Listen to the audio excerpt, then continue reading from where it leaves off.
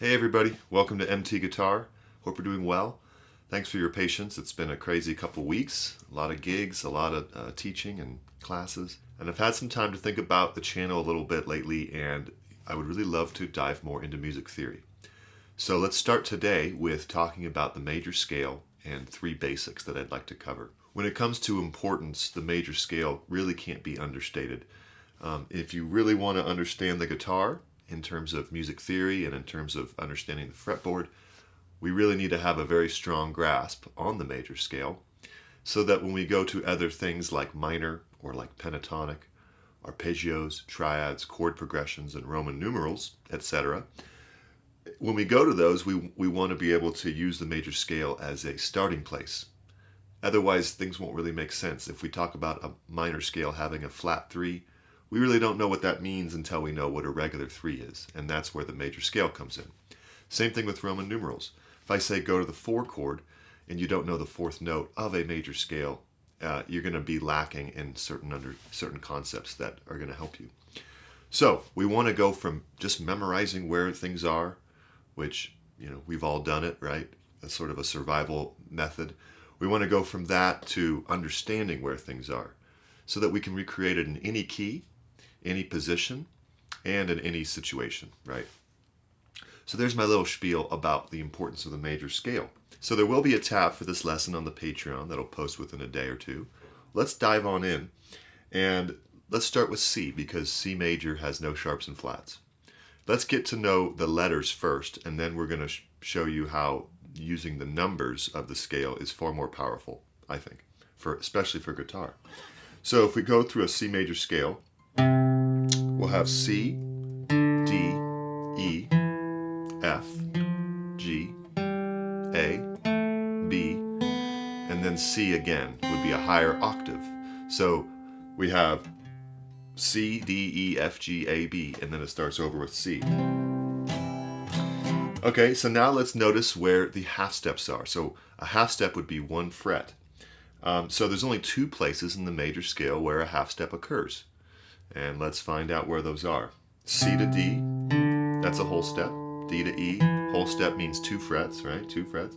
Now E to F is a half step, okay? So E to F. And now F to G, whole step. G to A, whole step. A to B, that is a whole step. And then B to C, half step.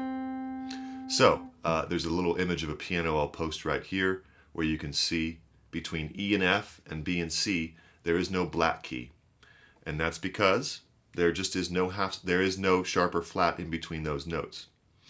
That's the only time it happens.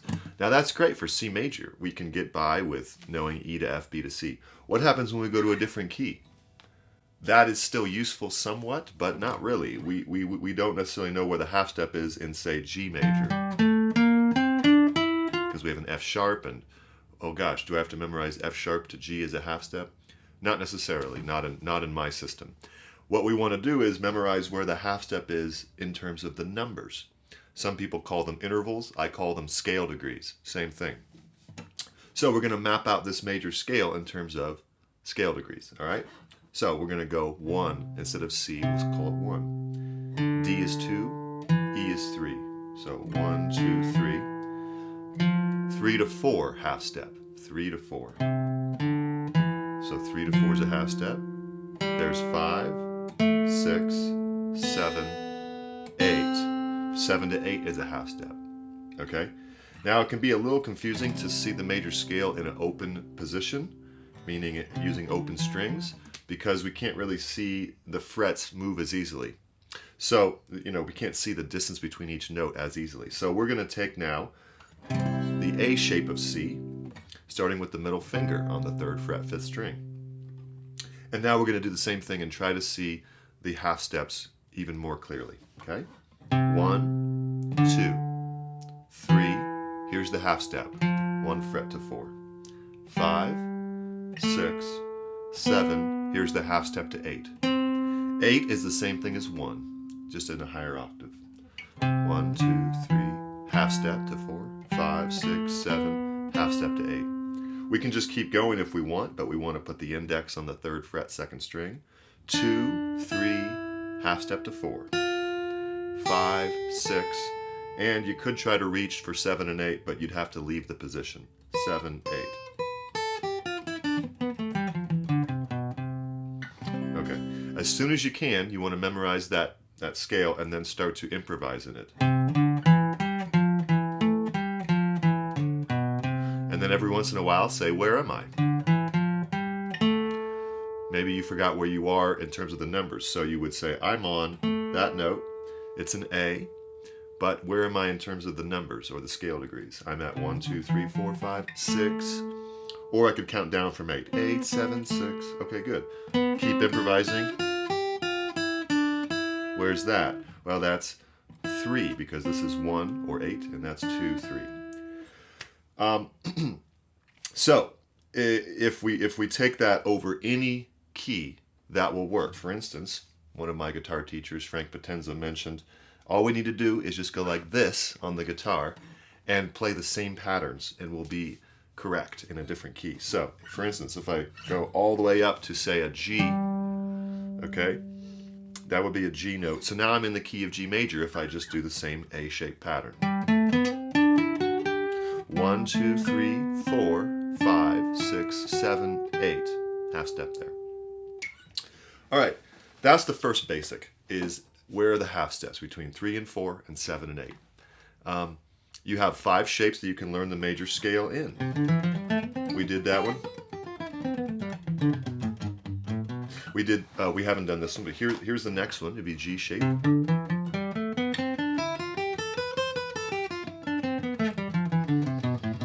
We have E shape.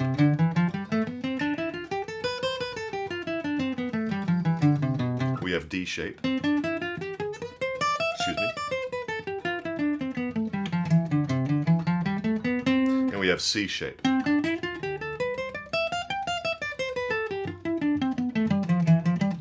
Notice how I'm always starting and ending on the root. Okay? That would be C shape. Once we get to C shape, we've gone up 12 frets. But the open one is always a little tricky, so I like to repeat it with the frets with my students. Now, I went through those quickly. We can go over those more slowly later. But the point is that even if you just have one shape right now, notice the half steps, and that's your assignment. The second basic of the major scale is we can create a pentatonic scale from the major scale by taking out the half steps. Quite literally just taking out the half steps. So between 3 and 4 is a half step, so we take out the 4. Between 7 and 8 is a half step, so we take out the 7. So no 4, no 7. All of a sudden we'd have 1, 2, 3, skip the 4, 5, 6, skip the 7, 8, or 1.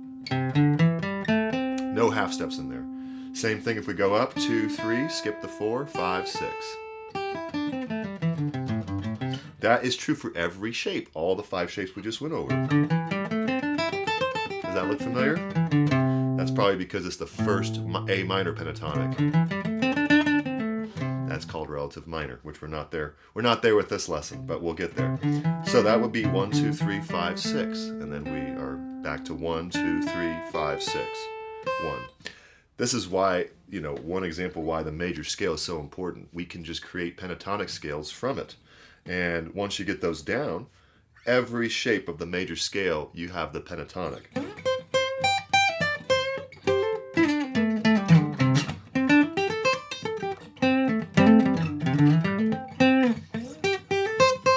Now I'm combining all 5 shapes, but I'm only playing major pentatonic, and I so intimately know the 1, 2, 3, 5, and 6 that it's not a question. It's not like I have to find it.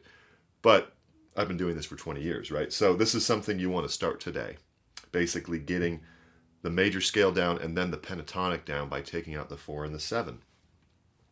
That's true for any key. G major, 1, 2, 3, 5, 6. 1, 2, 3, 5. Okay. The last basic we're going to cover is, what is the last basic? Got some notes here for me. Oh yeah. The last basic we're going to cover is finding important root notes for chord progressions. So let's get out of C because we've been doing C. Let's pick a different key. How about G? Okay. So if I have a G major scale, there's one octave. We can also do it open. that's one octave. Continuing on the open would be, and continuing on in the E shape would be. Okay. We want to find the 1, 4, and 5. Okay. Now we can kind of start with a easier task, because the 1 is basically just G. So the 1 is the root. Knowing where each G is going to be crucial. There's a G. There's a G here, 2 frets and 2 strings up. 3rd string open is a G. And the same fret that's on the low E will be also a G on the same fret on the high E string. So these are Gs. We've got 4 Gs. 1, 2, 3, 4. So those are the ones, all right? We want to find the 4 and the 5 because those show up in almost every song. Even if there are more chords than just the 1, 4, 5, a lot of times those chords will show up. Okay. We can worry about the other chords later, but we want to know especially where those are. So, to find the 4, we would simply go to the 4th note of the major scale. 1, 2, 3, 4. There's a C. Okay? And there's an octave there. And there's an octave there. So these are the 4 just in the first 5 frets. Then we can find the 5 by going to the 5th note of the major scale. 1, 2, 3, 4, 5. Okay, there's a D. So here's a D, here's a D, here's a D. So, all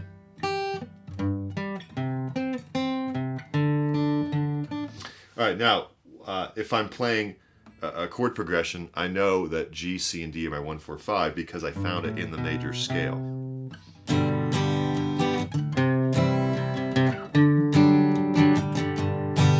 That's true for every shape.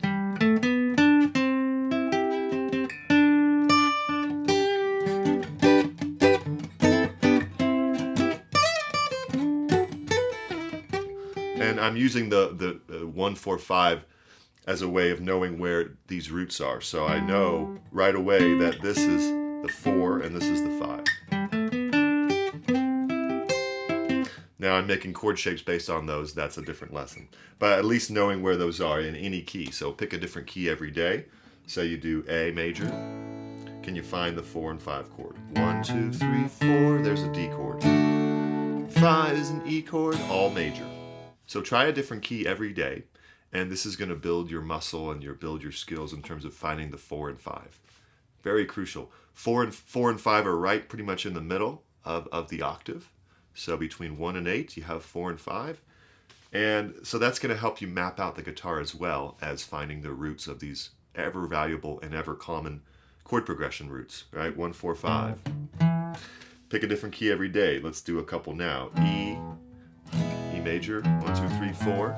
A, 5, B. Let's do D. D, 1, 2, 3, 4. That's G. 1, 2, 3, 4, 5 is A. So do a few on your own. You can also do flat and sharp keys, and enjoy. You know, theory is something that takes a lot of time, but gosh, I've really enjoyed doing it for 20 years. So hopefully this helps. Let me know if there's questions, and look for more. I'm going to be posting quite a bit more on music theory. Also, check out the Patreon where I'll have sort of a music theory course that I'm going to be designing here, including this lesson. All right, so thanks so much, and have a wonderful day. See you next time.